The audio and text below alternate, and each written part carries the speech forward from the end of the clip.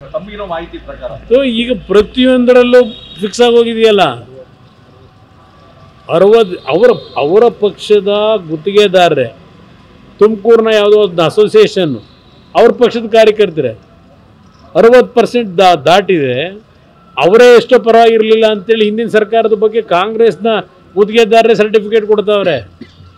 ಹೋಗಲಿ, ಅದು ಕಾಂಟ್ರಾಕ್ಟ್ ತಗೋಬೇಕಾದ್ರೆ PWDನಲ್ಲೋ ಇರಿಗೇಷನಲ್ಲೋ ಮಾಡ್ಕೊತಿದ್ದು ಇವ್ರುಗಳು ಲೂಟಿ ಹೊಡಿಯೋದೊಂದು ಭಾಗ ಹೊಡಿತಿರೋದು.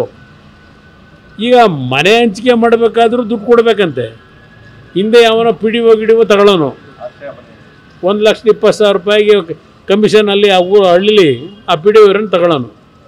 ಈಗ ವಿಧಾನಸೌಧದಲ್ಲೇ ಶುರು ಆಗೋಯ್ತು. ಈಗ ಮಂತ್ರಿಗಳಿಗೆ ಕೊಟ್ಟು ಮನೆ ರಿಲೀಸ್ ಮಾಡಿಸ್ಕೋಬೇಕು.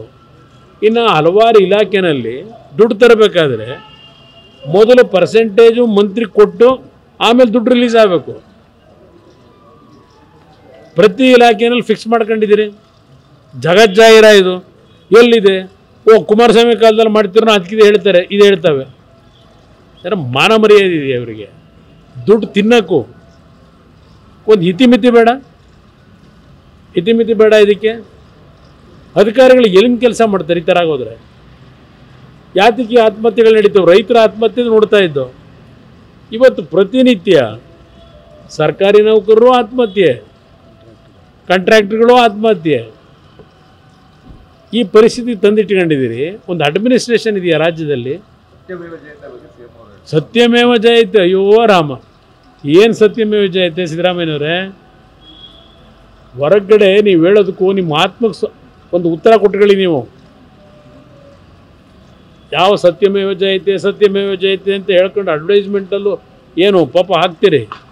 ನಿಜಕ್ಕೂ ಆ ಸತ್ಯಮೇವ ಜಯತೆ ಉಳಿಸಿದ್ದೀರಾ? ನಿಮ್ಮ ಪಟಾಲಂಬುಗಳು ಬೆಂಗಳೂರು ಹಲವಾರು ಪ್ರಮುಖ ನಗರಗಳಲ್ಲಿ ಯಾವ್ಯಾವ ರೀತಿ ಲೂಟಿ ಮಾಡ್ಕೊಂಡು ಹೊರಟಿದ್ದಾರೆ. ಬೇಕಾ ವಿಷಯಗಳು? ಎಷ್ಟು ಬೇಕು? ಇದೆಲ್ಲ ನೋಡಿ ಬೇಸತ್ತು ಬಿಟ್ಟುಬಿಟ್ಟಿದ್ದೀವಿ. ಯಾವ್ಯಾವ ರೀತಿ ನಿಮ್ಮ ಹಿಂದೆ ಮುಂದೆ ಓಡಾಡ್ತಕ್ಕಂಥವ್ರನ್ನ, ರಾಜ್ಯದ ಆಸ್ತಿ ಏನಿದೆ, ಜನತೆಯ ಸಂಪತ್ತನ್ನು ಲೂಟಿ ಯಾವ ರೀತಿ ಮಾಡ್ತಾ ಇದ್ದೀರಿ? ಇತಿಹಾಸ ಇದು. ಇದನ್ನು ನೀವು ಕದ್ದು ಮುಚ್ಚು ಮಾಡ್ಕೊಳ್ಳೋಕ್ಕಾಗಲ್ಲ. ಮುಂದೆ ಇದಕ್ಕೆಲ್ಲ ಬೆಲೆ ತೆರಬೇಕಾಗ್ತದೆ.